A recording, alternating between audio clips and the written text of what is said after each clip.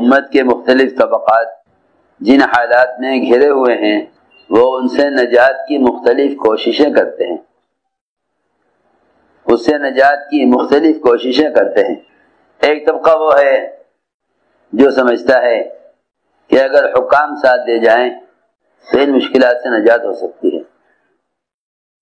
ایک طبقہ وہ ہے جو کہتا ہے کہ اگر مادی اسباب اور مادی طاقتیں ساتھ دے جائیں تو ہمیں ان حالات سے نجات ہو سکتی ہے۔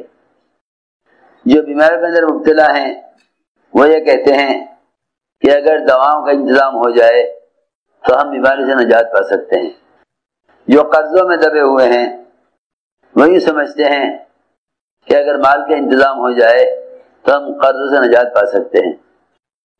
جو مسلمان اس وقت پوری دنیا میں جس حال سے بھی گزر رہا ہے وہ اس حال سے متعلق اسباب چاہتا ہے تاکہ اس حال سے نکلے۔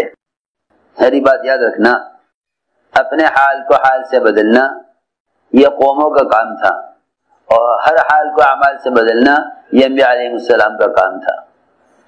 جتنے بھی اغیار ہیں انہوں نے ہر زمانے میں اپنے حال کو حال سے بدلا ہے۔